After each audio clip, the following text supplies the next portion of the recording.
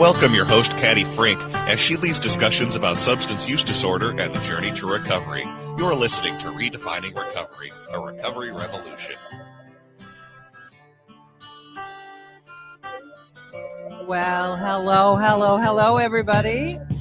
This is Caddy Frink at Redefining Recovery, Recovery Revolution. We are here from Minnesota Recovery Connection. And I have two of the most amazing people that are with me today. I literally stole them from a conference that we're in. But before I introduce them, I'd like to thank our funders and those who have been generously donating money to us. That includes the Patrick and Amy Butler Foundation, Otto Bremer Trust, the Sauer Foundation, Hardenberg Foundation, alongside anybody and everybody who wants to donate, volunteer, be part of our recovery community. Feel free to hit that donate button on our website, minnesotarecovery.org. So thank you all who have always supported Minnesota Recovery Connection. And without further ado, I have two lovely people from greater Minnesota. That would be Duluth. And who is to my left? Hi, my name is Cellie Dudley, and I am the program director at Recovery Alliance Duluth. Okay, you better pull out your real voice, because that is my real voice. There this you is my, go. Scratchy throat voice. Okay, there we go. That's Cellie Dudley that I know. And across from me on the table is McCoy, Salgy, and I am the team lead at Recovery Alliance Duluth. And here we are. So just so everybody knows, we've been at a conference for the Minnesota Alliance of Recovery Community Organizations in St. Paul, or no, Minneapolis. The very first conference for Marco, which is bringing together all the recovery community organizations and varying other peoples, right? Who support the recovery community. There's some peers there. There's some trainers there. There's people that run all kinds of different things. Mm-hmm. So I hornswoggled these two and made our Superman here at AM 950, Brett, make time for us because I have these humans. She voluntold us. I did. I voluntold them, and they willingly came. I even drove them here. So, but we always want to try to start the show with what's right with you. So, Cellie, what's right with you today? I'm alive, and I feel like I have purpose again, and I'm just very grateful for where I am in my life today. Thank you so much. McCoy, what's right with you today? I know, got to follow that one up. Yeah. I'm grateful to be here. I'm grateful that Cellie and I got to come down to the cities and do this conference and see you and do this. This is exciting. I didn't ever think I'd be doing like a radio piece, so I mean, surprise! This is what recovery is. Yeah, is. No, I appreciate that. Yeah, this is what recovery is. What's right with you? Give us Caddy. What's right with me? I had to like ting her to do that for me. I'm an awesome radio host. I just have to remind people what to do. But I am doing my dream, and I think the thing about it is that what I'm grateful and what I'm is good with me today is that, first of all, I get to be across from these two women because they're really powerful in the recovery community. But I get to be around a group of people at this 2-day conference that care passionately about our recovery community. And we are strong people. We are people that are sometimes broken and sometimes put back together. So I'm just so grateful to be surrounded by so many people that care so much about those who struggle with substance use disorder. So that's what I'm grateful for. So I'm going to look at Cellie because Cellie and I have a long history. We have been co-trainers for Minnesota Recovery Connection when we do the peer recovery specialist training. And Cellie was brought in as my co-chair human to do cultural awareness, humility, and in the training. So that got brought in because you work at RAD, and we have an alliance with all of our recovery community organizations. Why don't you tell us what you do at RAD, and then we'll have McCoy do that, and then we'll figure out where we go from there. Yeah, I started at RAD in the height of the pandemic as a recovery navigator, and I started there and did that for like a year. And What's then a recovery navigator for those who don't know? a recovery navigator is somebody who's hired by AMPACT or Recovery Corps, and they're folks who are normally coming in who haven't had a job in the substance use field and are just kind of figuring out, is working in the recovery field something I want to do? Thank you. And so they work. It's like a different name for a peer recovery specialist, basically. Exactly. Yeah. And so I started as a navigator, and then I got hired on at my site as a peer. And then I did some community outreach stuff and started doing training, and then left for a short time. And I'm now the program director. So I get to kind of help set the direction of where things go at RAD and determine what type of programmings we're going to offer, and supervise the person who supervises the team, and get to go to conferences and just continue to figure out where our organization is going. And in Duluth, we're the only recovery community organization. And so it's been a learning opportunity to figure out how can we show up in the community and make a safe and inclusive space for all of the people that we serve and the different people that we represent, and helping our team become more culturally aware, and helping our team develop as individuals and as peers as well. Yeah. Well, and if you think about Duluth, being born there, so it's an awesome city. But I think what's interesting is that we think of Duluth and the Northland, and it all sort of is one thing. It might look a certain way and it might feel a certain way. You're up north, so you're just that. And it's so not true. There's so many different cultures and feelings and ways of looking at how people survive in both that part of the state, as well as when you're dealing with recovery. It's complicated. There's a lot going on. So McCoy, what do you do at I was going to say Minnesota Recovery Connection at Recovery Alliance Duluth? So I'm the team lead. So I supervise like the 6 peers that we have. Yeah. And so when you came in as so there's going to be a story that's told when we come back from break, but you came into the Recovery Alliance Duluth as a participant and then have sort of moved through. Yes. So when you're supervising those who are helping other folks, what does that look like? Because that's a different kind of conversation than we've had.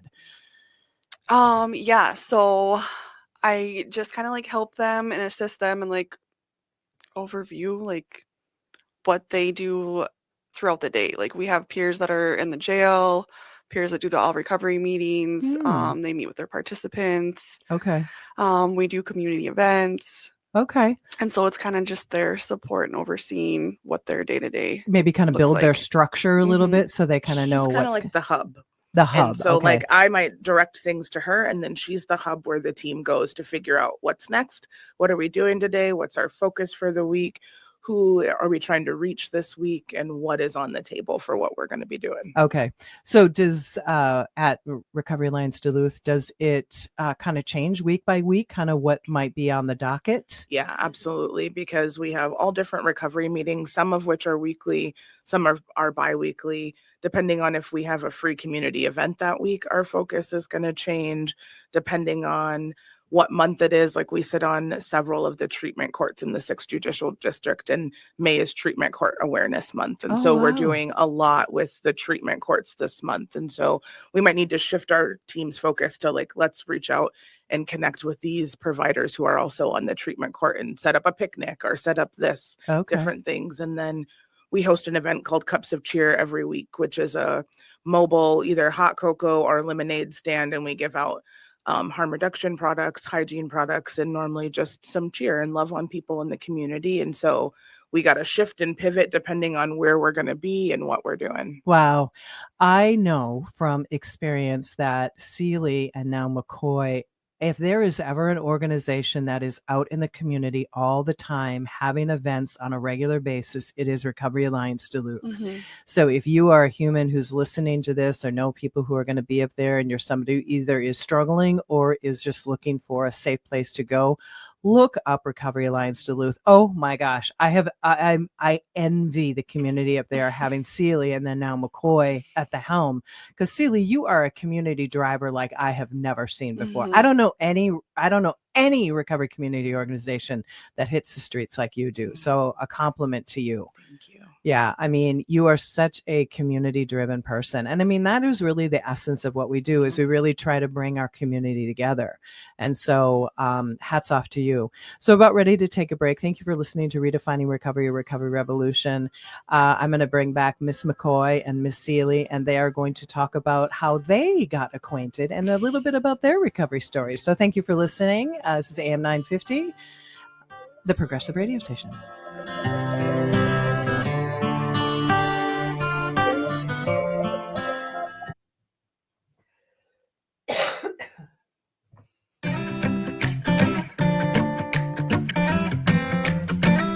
Well, here we are back again. This is Caddy with Minnesota Recovery Connection, and our program is Redefining Recovery, a Recovery Revolution. I am so excited to have Cellie and McCoy here. They are with Recovery Alliance Duluth, up in Duluth, obviously. And what I want to know is I want Cellie to tell a little bit of her story of her journey in recovery. And then I'm going to have McCoy say a little bit about her journey in recovery. And then where was the mind meld that happened between them? Because that is what happened. And they're giggling and looking at one another like sweet little humans. So Cellie, what's your recovery journey? Where did you had substance use disorder? Yeah, I know. It's like it's a hot mess express that we're going to put on the air. Okay, yes. so details can be light, minimal. Yeah. Yes. I struggled with substance use on and off, but really the height of my substance use was when I was in Dallas, Texas, and I just was just really struggling. Rewind a little bit, I had gotten kicked out of college because in a blackout I did a ton of damage and was expelled, and went down to Dallas where I knew some people in my family were, and I just continued that lifestyle. And then can I ask what your substance was at the time, out of curiosity? Because sometimes that helps people kind of like get an idea. Sure. It was alcohol and pills. Okay. And I just kind of drowned myself in both. Mm-hmm. And when I was in Dallas, I was on probation, and my probation officer kept saying, I'm not going to let you keep coming in here like you are. And I was like, okay, if you know me at all, I don't like to follow rules. I got little bit of sass in me, not a whole ton though. Hello. Okay. Caddy, don't be outing me. I am going to out you. You got a whole ton of sass, but you got good sass, girl. Yeah. When Danielle yesterday at the conference said good trouble, I was like, yes, I want to be good trouble for the rest of my life. Nice. So my probation officer said, I'm going to revoke your probation transfer. And I was like, she won't do it. And sure enough, I came in one day for a UA, and she revoked it. And I took the journey from Dallas, Texas to Candy, Ojai County, Minnesota, and sat my little self there for a little bit, where I was given a second chance. Well, maybe like a third or fourth chance, in all honesty. So when you say Candy, Ojai County, you were in jail. Yeah. Okay. Yeah, we were sitting there for a little bit. Clarifying for the listening audience. We had a little timeout where you would have thought that would have been like, ooh, we don't want to come back here again. But I still struggled on and off. And then a series of events happened, and I finally realized, like, this is not how I want my life to be, not how I want to experience life. And I found recovery through faith.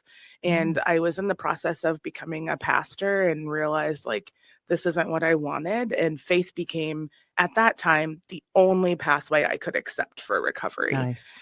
And over time, that has so changed. And I'm grateful for the pathway that brought me to recovery.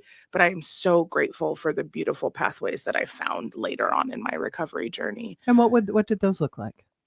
For me, like Caddy, you said earlier, community is my heartbeat. And like, that is the core of who I am, is people and connecting people and making sure nobody feels alone. And I don't feel like I've ever met a stranger in my whole life. And she ain't kidding, folks.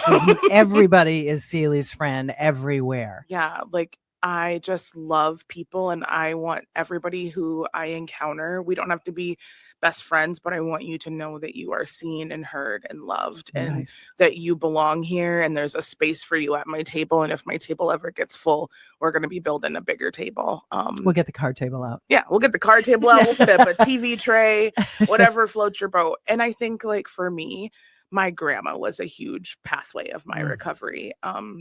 When I was in Texas, I really cut my family off, and my grandma would send Ruthie comics to my probation officer to give to me at the time. And I still have them. It's like one of the few things I was able to keep in all of my journeys, we'll say. And my grandma just loved me so unconditionally. And there was never a moment where I felt unloved by her. And like that carried me through some challenging days. And so faith was my pathway, like I shared. And then I kind of met some folks in the recovery community and I'm like, what's that? I want that. Because I was just abstaining from alcohol and pills. You were living, I call that a sober lifestyle. Yeah. You were sober, you were not using chemicals, but not like doing anything else. Right? No, and I enjoyed my job. I loved working with the people I was working with. And then I was like, what's that? Because I want some of that. And I saw people who had joy and purpose. And it wasn't just like, I'm not going to use alcohol. It was like, I have so much more purpose than that. And so I started to hang around those people and get connected with those people. And they're like, hey, you should take this really awesome class. And I was like, yeah, I'm good. And then the next thing you know, a manual showed up at my house for the Minnesota Recovery Connection telephone recovery support class. And I was like, rude, who gave people my address is what I was thinking.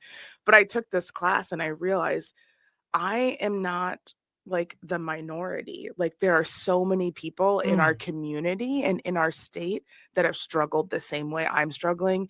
And I don't have to struggle in silence. And I had never seen people in my life before that who were proud of their recovery. For me, I was ashamed of having to be sober and I wasn't proud. And I saw people who were like proud of their recovery and their recovery is what gave them purpose. And I was like, that's what I want. And that I think is such an interesting thing because that's what happens in time when people, they get clean.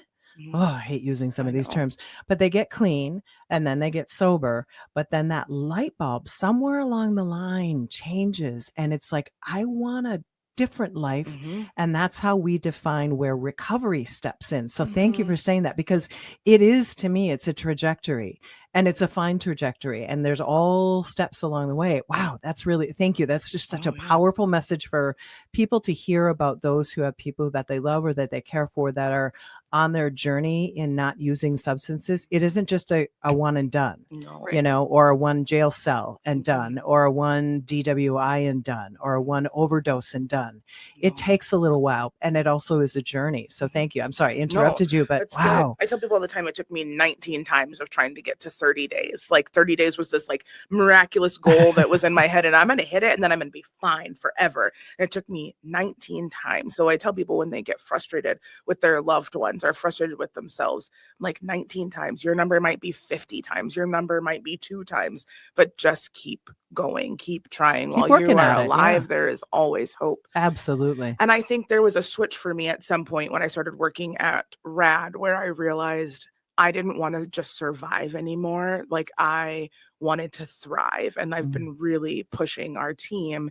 Like we're not just going to survive. We're not just going to be in recovery. We were born to thrive. I think people in recovery, the benchmark is too low. It's not just abstain from substances. You can do anything when you are in recovery. Absolutely. There is no barrier that we cannot figure out some way around. And if there is, like, I'm a big fan of just like knocking down the wall and building up a new space. Like we can do anything that we set our minds to as people in recovery. And I think like as somebody who supervises a team, I want our team to know that because if our own teams don't believe that they are capable of anything and everything, how do we impart that into the people that we work with? Yeah. Well, I figure, what is the statement you do whatever and then ask for forgiveness later? I can't remember what it is. It's like, you know, let's just go out and be real with people that need to have people who are real. And I mean, that's the essence of what we do. It's peer-to-peer services. I've got a lived experience. You have a lived experience. Let's talk about how we can use those as our strengths rather than hide in the shadows of I'm in recovery, or no, I'm sober and I don't want to talk about it. I'm like, bring that bad boy out into the forefront because you're not the only one, you know, and that's where the magic is. So McCoy, I look at you across the table. So tell us a little bit about your recovery journey. So around like the age of 14, I started drinking. I And so alcohol was my drug of choice from like 14 until I was like 27. Welcome to the club. Yeah, alcohol and toxic relationships. Man, sister, I didn't know how much we had in common. Okay, we just bonded there in about 3 seconds. Yeah. And so I think I was 26 or 27 and I got my first DWI. And went to treatment. And while I was in treatment, the guy that I was with for 5 years, his aunt had passed away and his mom had all of her pain pills. And so while I was in treatment for alcohol, I started taking pills because nobody would know, but I could still feel something. Yeah. And they weren't like UAing me or anything because UA I was there means for like a DWI. Urinalysis is the UA, just so all those people out there who don't know all of our inside lingo. So just always informing folks. And so I found out what withdrawing was for the first time from those pills. I had to like reach out to another kid that I was in treatment with, and I was like, what am I feeling? And he's like, well, you're withdrawing. And so I finally left that relationship of 5 years, and I'm gonna take a step back. So you withdrew because there are people out there who don't really know. So you were taking pills for how long, and then you had to stop, or you ran out, and then what happened? Yep, it was probably a few months. Okay. And I started, oh my God, I was just like a huge bitch. And I couldn't explain like why I was like just so amped up. Okay. And I was like I was like achy and sore. And I was just like highly irritated. Okay. It's always helpful for people who are listening to this to hear if somebody is coming off of a substance, what are some of the side effects? And if you call yourself a biatch, and you call yourself irritated, guess how that's going to look to the outside world? Exactly like that. Yeah. So your internal is going to be external, and people out there aren't going to understand what's going on. Yeah. And I mean, I didn't even know what was going on. Yeah, you was were like in the dark too. Yeah. Like, what is this? And so then I started getting into coke a bunch. Okay. And then I got into meth after that. Oh. And then so I met my husband that I have now in active use. Which was like about how long ago? So we've been together for it'll be 5 years this summer. Okay. And so his drug of choice was heroin. Okay. And it was like right around the cusp of like when it switched from like heroin to fentanyl. Yep. And so after we were together for a little bit, I switched from like meth to fentanyl.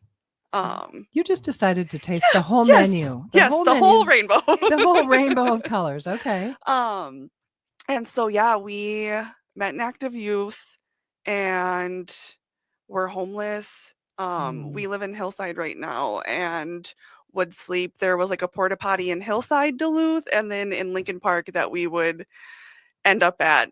Based on services available. Yeah, we would, you know what I mean? Just hang out in these porta potties and like do stuff. Yeah. I mean, that was where we were at. There was a field that we would sleep in. And so that was our life. And for how long? How long did you live like that? I mean, we were probably like homeless, like in fields and porta potties for probably like 3 or 4 months. Wow. And it was awful. It was like the worst thing that I think I've probably ever encountered. It was so challenging. I was like, I was not created for that this lifestyle. Yeah. So let me just ask, because a lot of people who struggle with understanding those who struggle with substance use disorder don't understand where you go from sort of surviving to becoming a person that is living in a porta potty and in the woods. The addiction has just completely taken over your entire life. And then there's going to be the question of how did you get the money to buy the things that you needed, the substances? Did you do things that you are not proud of today? Yeah. So like when I was only doing meth, I still had a job and like paid rent. And then that I think dwindled down within just a couple months. Okay. So you were employed? Yeah, I got evicted, lost my car, lost everything. Because the drug took over. Yeah. And that was like my main focus. There wasn't anything else. Right. And so it's actually cool. Like I met my husband while I was still in this house where I like had a job and everything. We met one day through a friend and then he left and I never seen him or talked to him ever again. And like a whole year goes by, and then I'm in this different, I like was living in a trap house in the basement. Okay. And I was with my roommate and her sister, and ran into my husband. Mm-hmm. And then we were like inseparable since then. Okay. So that's really cool. I feel like everything just kind of like aligned at the right time, even though like we weren't in a good spot, but you found one another Yeah. at the worst, but maybe the time that it worked. yeah. Yeah. Yeah. And so I don't know what I was going to wrap around with this about. So you got out of the porta potty. Oh yes. Yeah. And Got out of the porta so- potty lifestyle. And where did that transition happen? How did that happen? So my husband was in the streets for like 20 years. Okay. And had a warrant, and these cops picked him up and brought him to Carleton County. And so it's his favorite jail. You know, so when there's he a tells the story, lifestyle. he's like, yeah, like, you know, they brought me to my favorite jail and I got to withdraw from there. And so he went to Carleton County and went to treatment from there. And I went and met him at treatment, and he handed me a card and said, if you want to stay together, you'll call this number. And it was the number for detox. He's like, if they already are going to expect you to call, just call. And so I think it took me a couple days before they had an open bed, and I went to detox from there. Wow. Mhm. You know, this whole justice involvement part of people's recovery journey, I think, is really amazing. We think of, it's the biggest treatment center there is on the planet is going to jail ultimately. But look at what it kind of turns out to be a love story. Yeah. And I think that's the amazing thing is that your journey, here's this woman who is doing life, and then something happens. So, alcohol, who knows?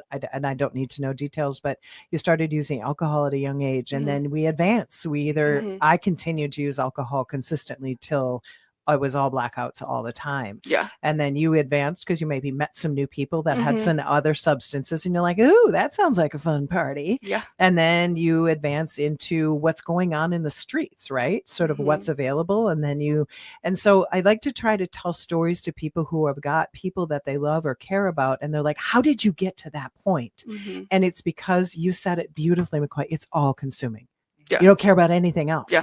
I don't care about a job. I don't care about my apartment. I don't care about my car. Yeah. And that whole lifestyle just sucks you in, because then you start stealing or selling or doing whatever you have to do. We used to like go to Walmart and steal sheets and give it to the plug, and he'd be like, all right, here you go. Like that kind of stuff. Yeah. Okay. What's a plug? The dealer? Yes. Okay. Yes. See, these are all terms that a lot of people don't know. I didn't know plug until the last class that I just trained. Okay, yeah. So I'm like, ooh, I know what that means. I'm so smart. Yeah. But yeah, there's a whole terminology in our world that people, they might hear their loved person, their partner, their child, their whomever say these words, and you're like, oh, a plug, it goes in the bathtub, doesn't it? I mean, Not that kind. not that kind. Yeah. So you found your recovery. You went to treatment. Yep. You were staying at Where were you staying? oh my Someplace. gosh, Marty Man. Yes. So, Yeah. And continue on. Yeah. So I went to Marty Man, Which is a treatment house. outpatient treatment with intensive outpatient treatment with lodging. okay, great. There we go. And so I went there, and then that's where I discovered my faith. And so that's like my huge, like I have my faith, and then I have my recovery. And so that's like my identity. Where they kind of merged. I am now. Yes. And so my husband and I started plugging in to a recovery church. Not the same kind of plug as before. Yes, right. Not the same plug as before. Sorry, just gonna go there because I had to. And there was a recovery like group of people that were always here. And they seemed so great. They had like all this life, and they were just always around. And we had a presentation on Zoom at treatment, and it was from this Recovery Alliance Duluth. Right. And they're like, all right, well, we're going to drop a bunch of jackets off for you girls. And if you want a peer recovery specialist, reach out to this number. And so I signed up. And then I think just like that newness of being sober and trying to unscramble your brain was more of like what was going on. And so I signed up, and then I didn't know what that looked like. And so Cellie became my peer. Peer recovery specialist. yes. Your My your peer- recovery coach. Yes. And do you want to? She dodged me for months. So I think what I'm hearing is that this going from being like newly clean in your brain, Mhm. right? You're like, I'm just trying to figure out who McCoy is again. Yeah. And then you get dropped into a world where they say, here, go do this, go do this. And the reason why I'm bringing this up is that a lot of times people will get our name, Minnesota Yeah. Recovery Connection, and get peer recovery services, and they just sign up for it. Yeah. Because they're supposed to, or it sounds like such a great idea at the time. Yeah. Even though you have no idea Yeah. what it is, right? Yeah. And then you make the phone call, and then Cellie comes in and Hi, I'm Cellie from Recovery Alliance Duluth. The spiel back then. Now my spiel is way different than it was then. And I would just leave messages, drop a note off, send a text, whatever. And we didn't connect for a while. And then we were in a mutual recovery meeting, and I heard her go up on the stage and speak. And I heard that name, and I like made a beeline for her. And I was like, hi, I'm Cellie. I'm the one that's been leaving you messages. Oh, and you're the okay. one I've been dodging you. Yeah. Oh, now I put the face and the dodge together. But we connected that night, and then it just took off from there. And like Marvelous. McCoy was so hungry for a different life and to like get everything that she could to further her recovery. And there wasn't something that she wasn't willing to do to like get to where she needed to be. I remember like when you had surgery on your hand and you're like, oh, we're just going to walk down to the hospital. And I was like, what do you mean? But like, you were just so determined to do things to better yourself and take care of yourself physically, spiritually, emotionally, mentally, and recovery wise. Mhm. And then shortly, I mean, it was a while after that, we got an opportunity at Recovery Alliance Duluth to get some interns who had been impacted by opioid use disorder. And we had McCoy apply, and she became an intern at RAD. And her and I would go and do things together all of the time. And so like our relationship shifted from peer to peer to like internish peer to peer. And so, because I supervised our group of interns. Well, and what happens in these small organizations, Minnesota Yeah. Recovery Connection, same thing, where somebody comes in as we're delivering services. And then I think what happens, and this is something that we talked about at the conference yesterday, you begin to see McCoy begin to like expand and become a more of a human. Like you did work and you had a job and you had an apartment, and then you got lost in your substance use. And now you're on the other side of that. And now McCoy has to come out again and figure out, who's McCoy? Who am I? Right? Yeah. And that is why we have peer recovery specialists like Cellie at the time. She like sees that spark. We see those little bits that come out of people. And so the reason why I say this always is that for the people that have got people in their lives that are struggling with substances, it takes a while, doesn't it, McCoy? Yeah. To find that spark again. Yeah. Yeah. I mean, I think I'm still trying to find it. I was so I just couldn't do that lifestyle anymore. And so Right. it was so like, I don't want to say it was so easy, but I mean, it was to like make that decision and just take the next step. Right. I mean, I had an awful time in treatment.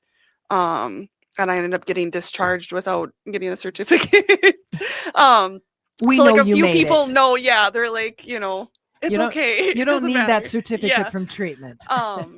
And so, I mean, treatment was awful. And then I got thrown into my next situation, and I was like fresh, you know what I mean? Like out of treatment and in a house full of active use. And I mean, it was just.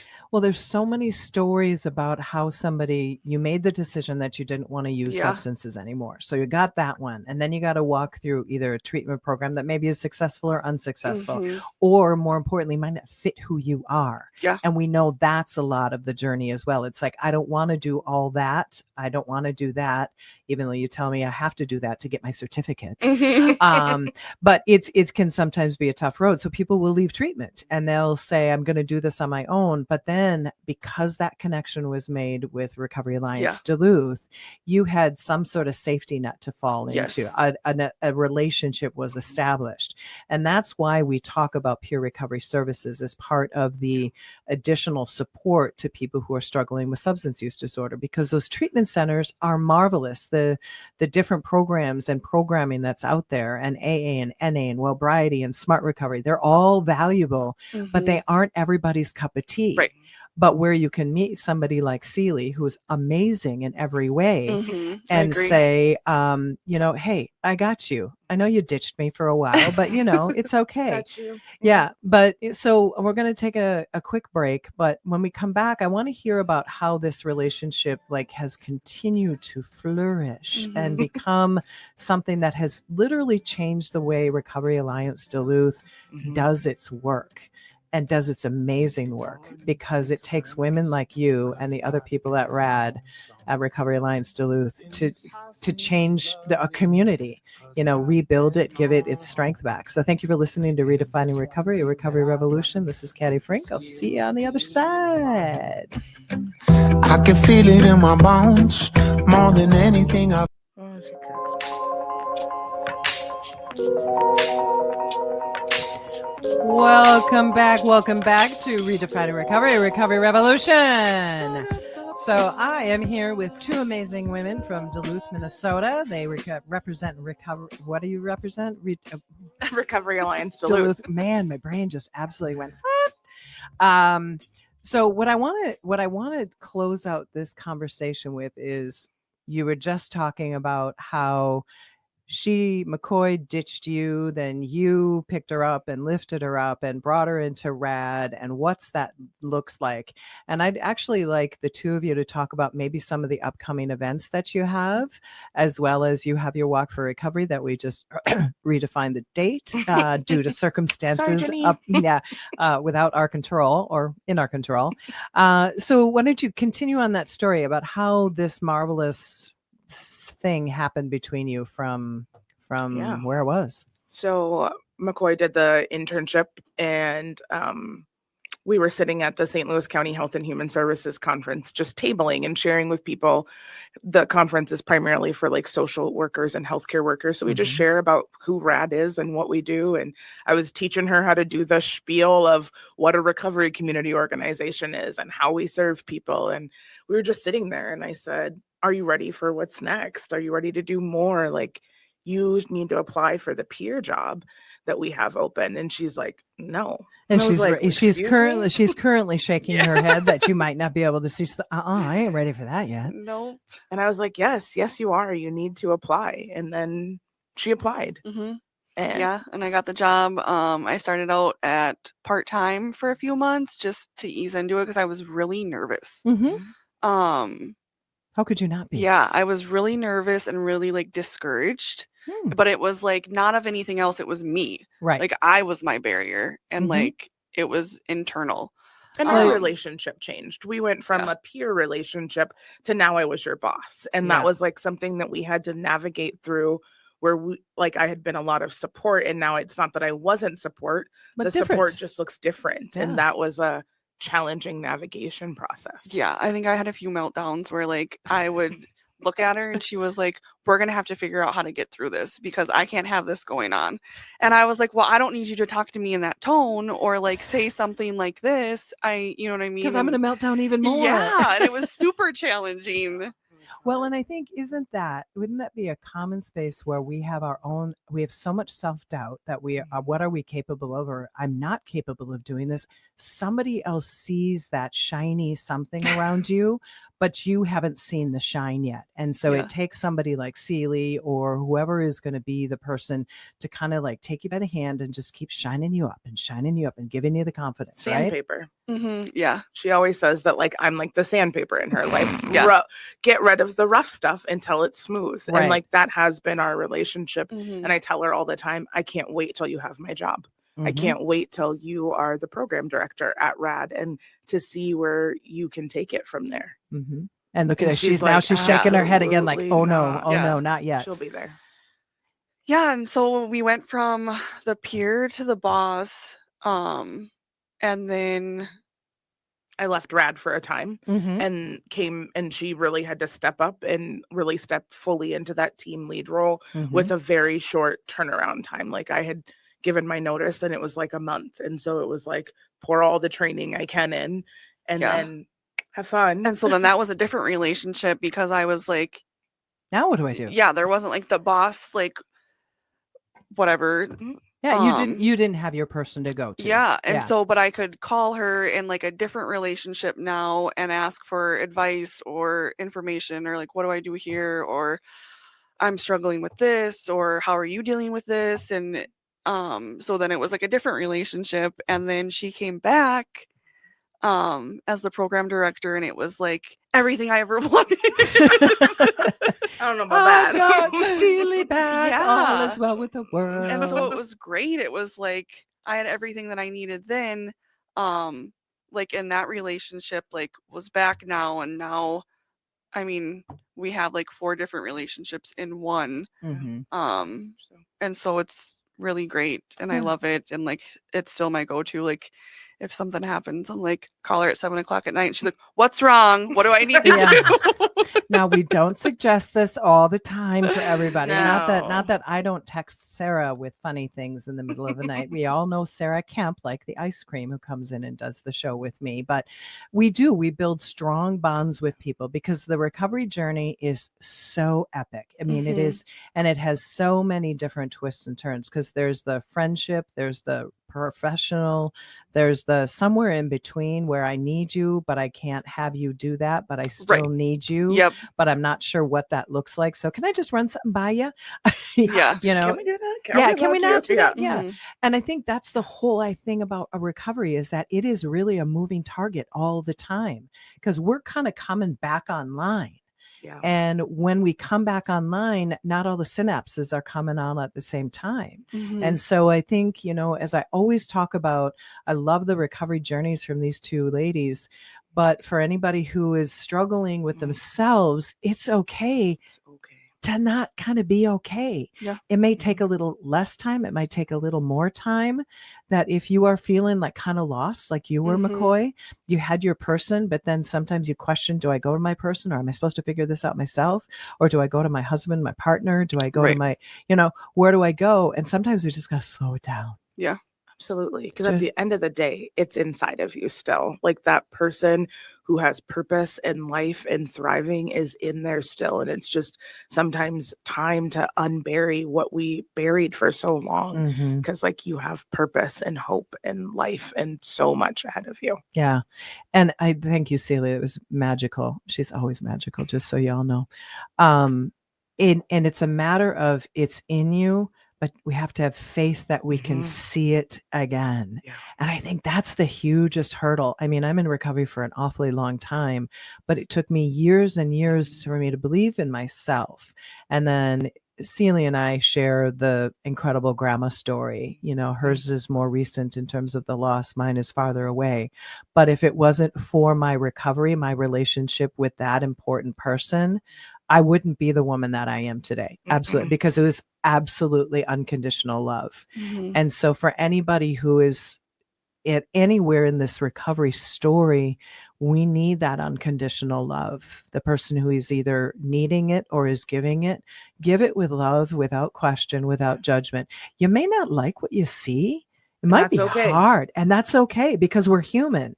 But remember, it's that will bring somebody back to life, like you said. We don't love with expectations or conditions, and we don't turn our love off when people don't do how we want them to walk out their recovery. People need to know that they're loved and valued, even if they're not showing up as the best version of themselves. You've always said that. And I just think that if you were not the best version, it doesn't mean that we can't become the version. And it's really that person sees. I can't tell Cellie to do something. I can't tell McCoy to do something and be something because they have to believe it. But they might need a whole lot of support and tools and tips and tricks and information and just, holding someone's hand to say, it's okay. Yes. Caddy did that for me when it came to teaching. I just was not confident that I could share with people. And I remember she's like, you can do it. You already are doing it. And I was like, yeah, okay, whatever. And then now it's like the most favorite thing that I get to do ever. Yeah. And like, had I not had somebody I was already in long-term recovery encouraging me. And I have those mentors in my life who show up and help me be the best version of myself. I wouldn't be where I am right now. No. And man, I saw it from the first day, even though she begrudgingly sat at the table, like, why am I doing this? And I'm like, the collective, we saw something. And also you have a lived experience as a woman who is African-American, who has struggled with substance use disorder, who lives in a community that maybe not everybody is seen through equity. No. Not at all. So there's a reality that we need everybody at the table to talk about recovery. So we're about ready to close this amazing conversation. So McCoy, what's your word of the day? Just one word that makes you think of today. Oh, I'm grateful. There you are. Cellie? Community. And I just say thank you for being who you are, ladies. So thank you for listening to Redefining Recovery, a recovery revolution. All that are out there, be amazing, be safe, be alive, and we'll catch you the next time. This is Caddy Frink from Minnesota Recovery Connection. Thank you.